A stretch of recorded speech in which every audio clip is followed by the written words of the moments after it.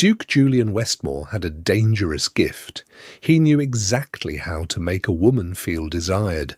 A dance became a memory, a smile became hope, a kiss became a promise, even when he never intended it to be one.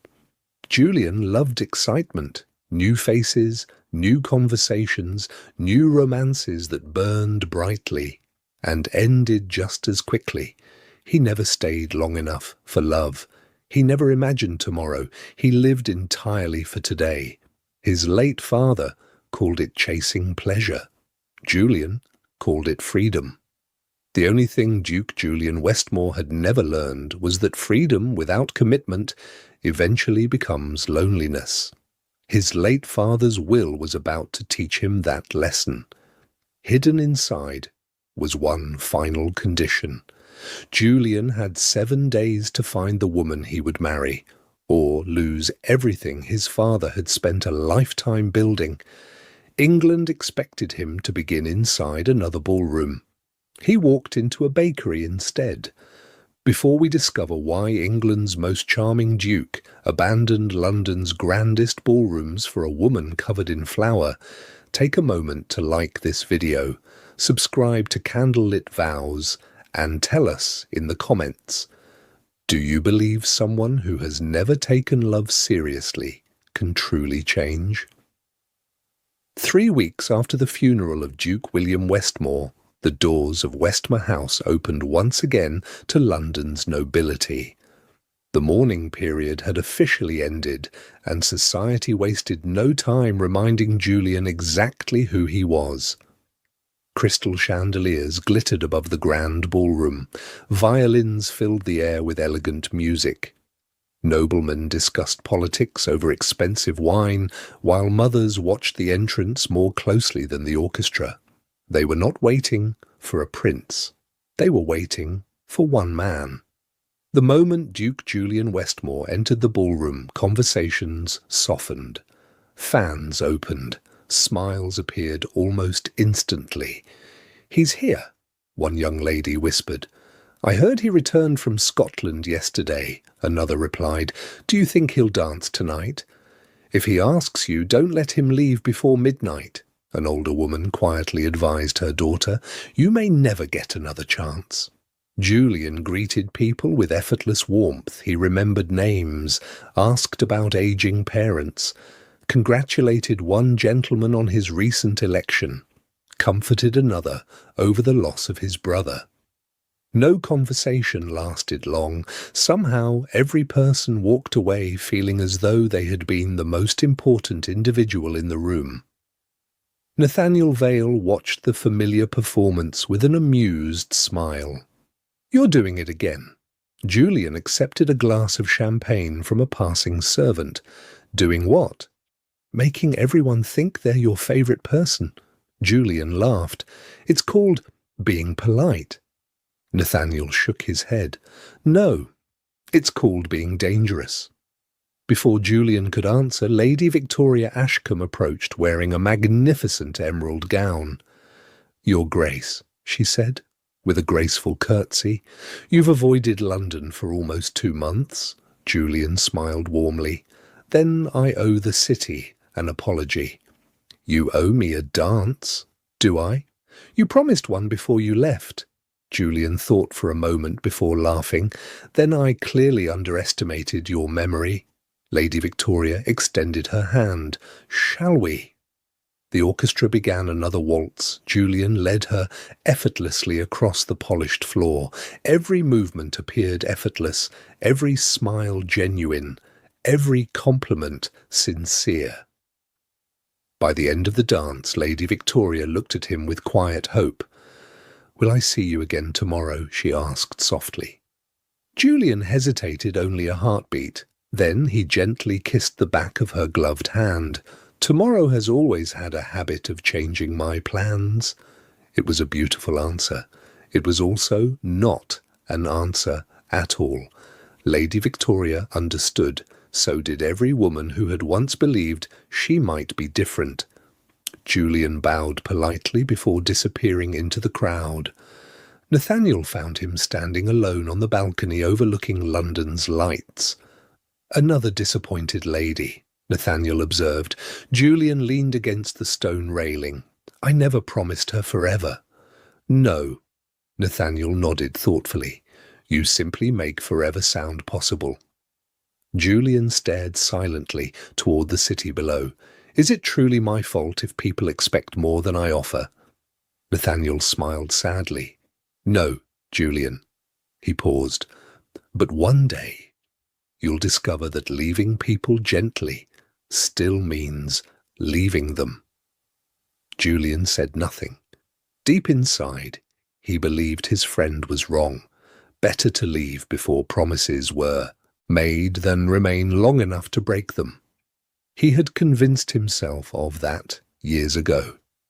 The following morning, Westmore House felt strangely empty. The laughter of the previous evening had vanished, replaced by the quiet footsteps of servants returning furniture to its proper places. In the late Duke's private library, the scent of leather-bound books still lingered exactly as William Westmore had left it.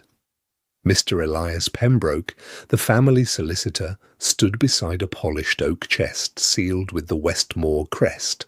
Nathaniel waited nearby. Julian entered carrying a cup of coffee.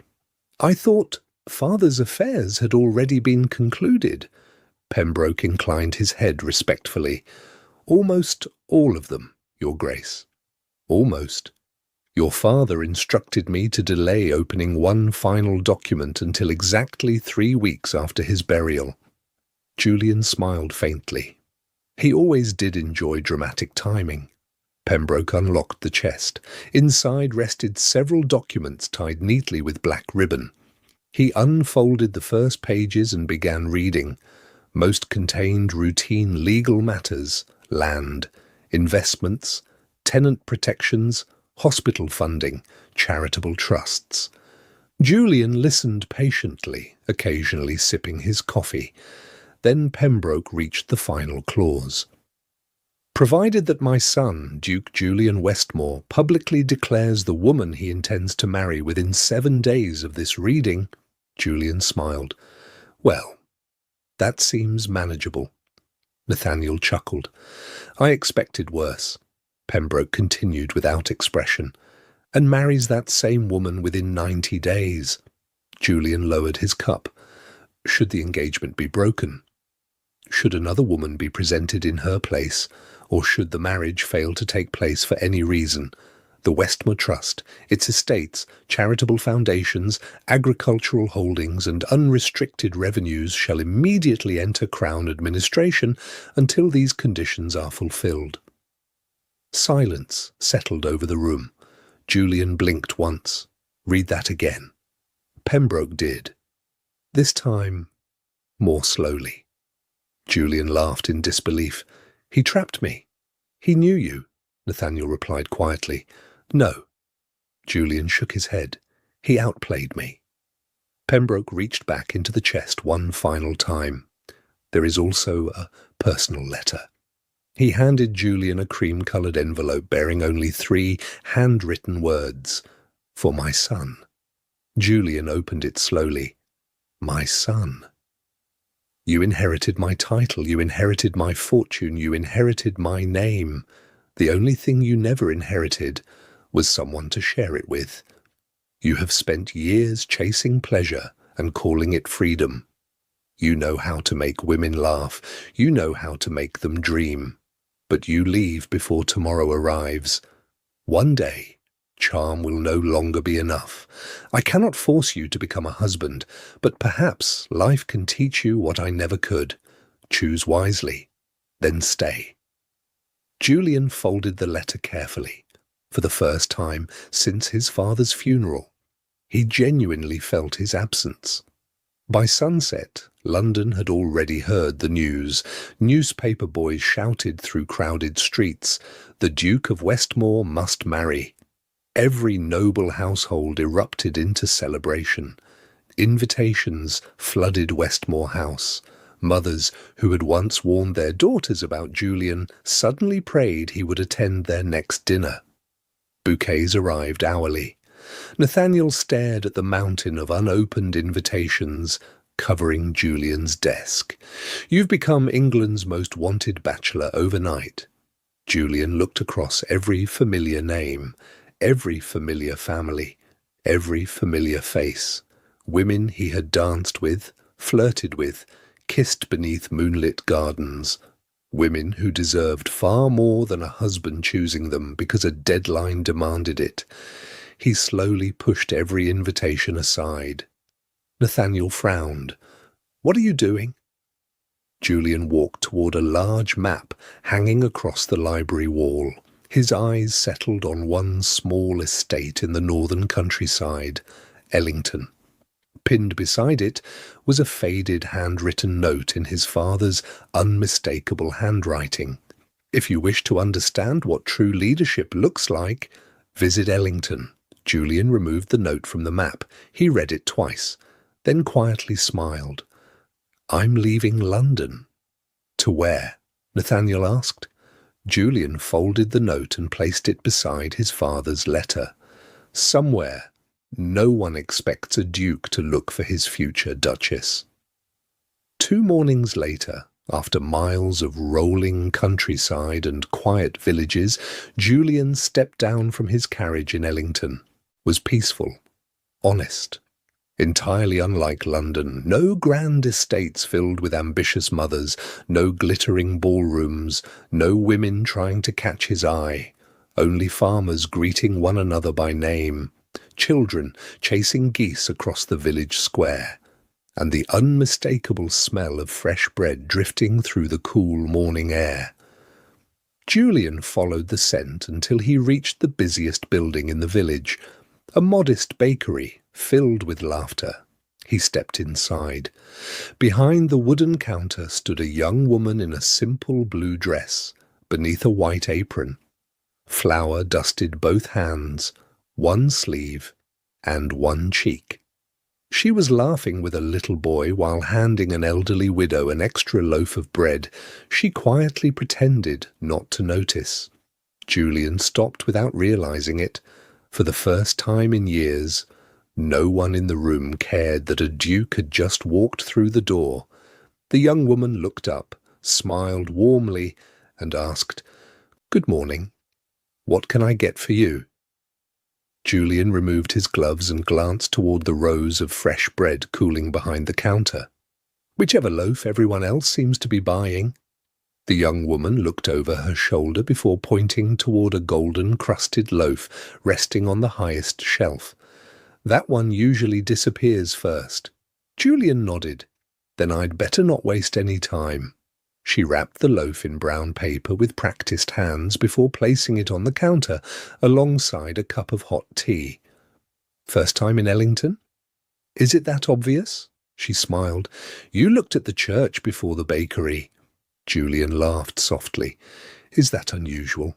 "Very. Most visitors notice the bakery first." "Then I suppose I started my morning incorrectly." "Don't worry," she replied. "You've corrected it now." Julian paid and took a seat beside the window. He intended to finish breakfast quickly before visiting the estate offices. Instead, he spent nearly half an hour watching the young woman work. She never stood still. One moment she was serving customers. The next she was comforting a crying child whose pie had fallen onto the floor. Then she disappeared into the kitchen before returning with another pie, refusing the little girl's coins. Moments later, an elderly widow entered, carrying only a single copper coin. Without saying a word, the young woman slipped 2 loaves into her basket instead of 1. The widow protested quietly. "I only paid for 1. "Then it's fortunate I wasn't counting," the young woman replied with a wink. The old woman smiled gratefully and left without another word. Julian noticed something remarkable. No one treated the young woman like a servant, neither did they treat her like nobility. They simply trusted her completely. As Julian prepared to leave, he placed several silver coins on the counter. She frowned immediately. "Sir, you've paid far too much." "Have I? Breakfast costs 1 silver coin." Julian looked toward the door through which the widow had just disappeared. Then perhaps keep the rest. She gently pushed the extra coins back into his hand. If you'd like to help someone, leave it at the village clinic. Julian looked surprised. The clinic? Medicine is far more expensive than bread. You refuse donations? No, she smiled. I simply know where they're needed most. Julian slowly nodded. Thank you. For breakfast? For the advice. As he walked toward the door, she called after him. Don't miss the orchard if you're staying another day. Julian turned. Why? The apple blossoms are beautiful this time of year. Then she returned to kneading dough as though the conversation had never happened. That afternoon, Julian found the small village clinic exactly where she had described. Before entering, he quietly placed the silver coins inside the wooden donation box near the doorway. The elderly doctor looked up from his desk. Another gift. Julian smiled politely. Someone at the bakery suggested this would be more useful. The doctor chuckled knowingly. That certainly sounds like her. Julian raised an eyebrow. She recommends this often. Every week. The doctor continued writing prescriptions. If she had her way, she'd give away the entire village. Julian smiled to himself before quietly leaving. The following morning, despite promising himself he would begin inspecting estate records, he somehow found his feet carrying him back toward the bakery instead. The bell above the door rang. The young woman looked up from arranging fresh loaves. You're becoming predictable. Julian leaned against the counter. Should I apologize? Not yet. Good. She folded her arms playfully. So, did you visit the orchard? No. The church? No. The river? No. Julian smiled. Only the clinic. Her expression softened almost immediately. Then perhaps you did spend your day well. Before either of them could continue, two young boys rushed inside carrying empty baskets. We need 20 more loaves, one shouted. The workers at Miller's farm forgot to order this morning. Without hesitation, the young woman tied another apron around her waist and began preparing fresh baskets. Julian stood. Can I help? She looked him up and down, clearly noticing his expensive coat and polished boots. Have you ever carried bread across muddy fields? Not successfully, she laughed. Honest answer. Handing him one of the baskets, she nodded toward the door. Try not to drop breakfast for half the village. They walked together across narrow country paths until the farms appeared beyond the hills. Along the way, everyone greeted the young woman by name. Children waved, farmers tipped their hats. Elderly women asked about medicine deliveries and tomorrow's school lessons. Julian listened more than he spoke. Finally, curiosity overcame him. You seem to know everyone, she smiled. It's a small village. Still, remembering this many people can't be easy. She shrugged. People remember those who remember them. Julian thought about London, thousands of faces, endless introductions, countless conversations he barely recalled. Somehow, this woman managed to know every person in a village by heart. That evening, Julian opened the leather journal his father had carried for years. For a long moment he stared at the blank page before writing just one sentence. Day 1. She remembers people before they remind her who they are. He closed the journal and smiled. The next morning he returned once again. This time the bakery was closed. Curious, he followed the sound of children's laughter toward the village school. Through the open doorway he saw the same young woman sitting cross-legged on the wooden floor, surrounded by a dozen children. She wasn't teaching arithmetic. She was reading a story. Every child listened as though nothing else in the world existed. Julian remained quietly outside, unwilling to interrupt. When the story ended, One little girl climbed into the young woman's lap. "Will you read another tomorrow?" she asked. "If everyone finishes today's lessons," she replied. A chorus of excited promises filled the room. Julian found himself smiling without realizing it. He had attended royal banquets, military parades, parliamentary ceremonies, yet somehow this tiny classroom felt more alive than any of them. As he turned to leave, a little boy spotted him, standing outside. "Are you here for Miss Rose?" Julian looked confused. "Miss Rose?" Before the boy could answer, the young woman stepped outside carrying a stack of books. "You're here earlier today," she observed. Julian glanced toward the little boy. "He called you Miss Rose." She nodded casually. "Most of the children do." Julian smiled. "I still don't know your surname." She tilted her head mischievously. "You never asked." Before he could reply, she continued walking toward the clinic, balancing the books effortlessly in one arm. Julian watched her disappear down the lane before quietly following several moments later. The days slipped by far faster than he expected. He helped carry grain into storage before an approaching storm. He delivered medicine alongside the village doctor.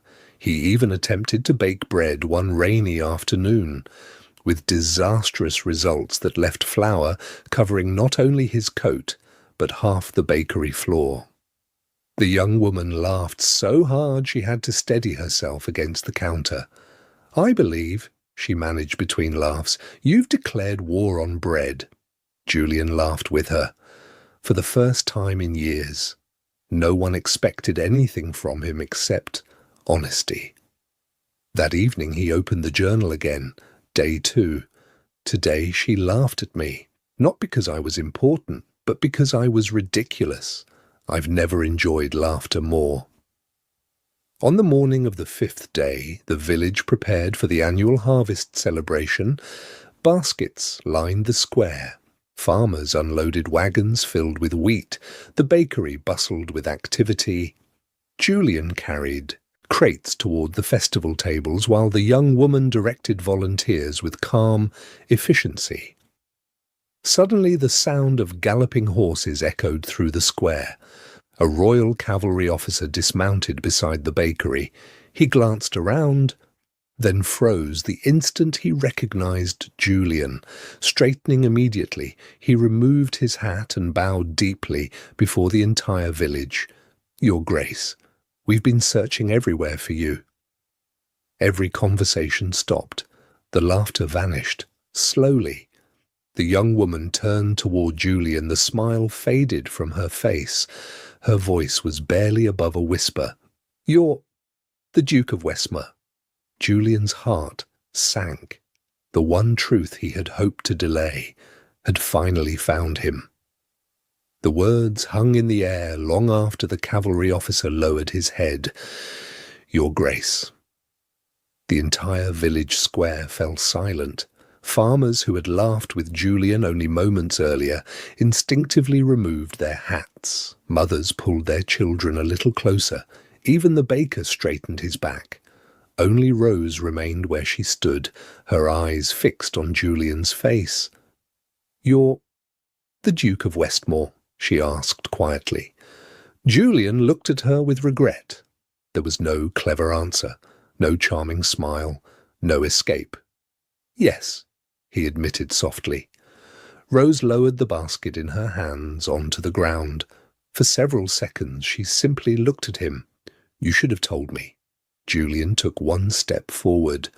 "Rose, I wanted someone to know me before they knew my title." She shook her head gently. "Then you should have trusted me with the truth." Her voice never rose. She wasn't angry. She was disappointed. Somehow that hurt more than any accusation could have. "When were you planning to tell me?" she asked. Julian searched for an answer. None came, because the truth was, he had never decided. Rose smiled sadly. "That's what I thought." She turned and walked away without another word. Julian watched her disappear into the bakery. He had spent years winning women back with laughter, compliments, and perfectly chosen words. For the first time in his life, he realized words were useless. The cavalry officer approached carefully. "Your Grace, London is waiting. Tomorrow is the 7th day." Julian nodded, without taking his eyes off the bakery door. "I know." The following morning, everything had changed. The children who had called him Julian now bowed and whispered, "Good morning, Your Grace." Farmers removed their hats before speaking. Women curtsied whenever he passed. The village that had felt like home only yesterday suddenly felt as formal as London. Julian hated it. He carried his breakfast outside and sat alone beneath the large oak tree overlooking the fields. Nathaniel found him there shortly afterward. "I've delivered your latest letters," he said, placing another stack of invitations beside him. "Half the mothers in London still believe you'll return before sunset." Julian didn't even look at them. "Burn them." Nathaniel smiled faintly. "That's rather dramatic." "So is choosing a wife because a clock says I must." Nathaniel sat beside him. "Then what are you going to do?" Julian looked toward the bakery. "The first honest thing I've done in years." "Which is?" "Stay." That morning Julian returned to the bakery. Rose was kneading dough beside the baker. She noticed him immediately but continued working. Julian removed his coat, rolled up his sleeves, and quietly began carrying sacks of flour from the storeroom without asking permission. No speeches, no apologies, just work. The baker looked surprised but said nothing. 3 hours passed. Julian swept the floor, stacked firewood, repaired a broken shelf, and left before sunset. He never once asked Rose to forgive him. The following day he appeared at the village clinic before sunrise, helping the elderly doctor unload medicine from a delivery wagon. The doctor smiled. "I expected London would have taken you back by now." Julian lifted another crate onto his shoulder. "Not yet." "Does Lady Rose know you're here?" Julian smiled sadly. "She doesn't need to." He finished unloading every crate before quietly leaving. The next day he repaired broken fencing around the orphan school. The day after that, he helped old Mr. Carter harvest vegetables before rain destroyed the crop. Every evening he returned to the small room at the village inn, opened his father's leather journal, and wrote only one sentence. Day 5. Today I learned that serving people quietly brings more peace than impressing them loudly. Day 6. I spent years chasing admiration. Rose spends every day earning trust. Day 7. I came to Ellington searching for a wife. Instead, I found the man I should have become years ago. Rose noticed everything. She noticed he no longer dressed like a gentleman visiting the countryside. His expensive coats were often left hanging over fences while he worked. His polished boots were now stained with mud and flour. She noticed he never asked where she was going, never interrupted her work, never tried to force another conversation. He simply kept helping wherever someone needed another pair of hands. One rainy afternoon, Julian hurried from the clinic after receiving another urgent message from London. In his haste, he forgot the leather journal on the doctor's desk. Several minutes later, Rose arrived carrying fresh medicine from the bakery. "Someone left this," the doctor said, handing her the worn journal. "Would you return it if you see His Grace?" Rose nodded. She intended only to deliver it, but as she reached the door, the journal slipped from her hands. It opened across the wooden floor. Her eyes fell upon a single page. Day 1. She gives quietly, without waiting to be thanked. Rose froze. She knew she shouldn't read further, yet something inside her whispered that these words had never been meant for anyone except the man who wrote them. Slowly she turned another page. Day 2. She remembers every name because every person matters to her. Another page. Day 3. Children trust her because she keeps every promise she makes. Another. Day 4. Today she called me useful. No compliment has ever meant more. Rose's eyes filled with tears. Page after page described not her beauty, but her character. Not once had Julian written about her face. Not once had he mentioned her smile. He wrote only about her kindness, her patience, her generosity, and the quiet strength with which she carried everyone else's burdens. The final page stopped her heart. Day 7. If Rose never forgives me, I will understand. She deserved honesty from the first day. I cannot change that. But because of her, I have already changed myself. If I lose everything tomorrow, I will still thank God that my father sent me here. Rose slowly closed the journal against her chest. At that moment, little Emily ran inside the clinic. Miss Rose. Rose quickly wiped away a tear. Yes. Is the Duke leaving today? Rose hesitated. Probably. Emily's cheerful face fell. But he promised to finish our garden. Rose looked surprised. He promised? Emily nodded confidently. He said people shouldn't leave jobs unfinished anymore. The little girl skipped back outside before Rose could answer. Rose remained standing exactly where she was, staring at the journal in her hands.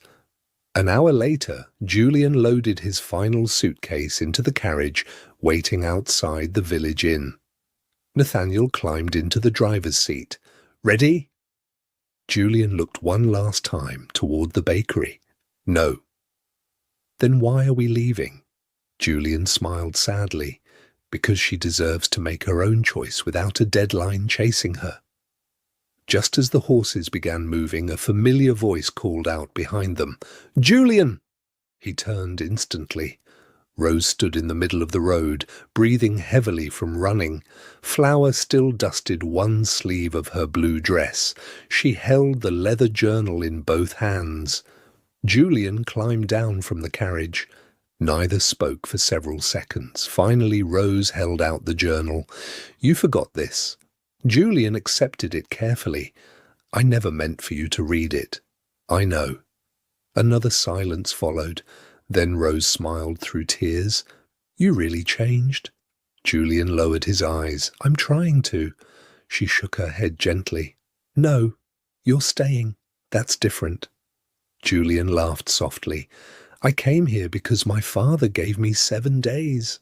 Rose waited.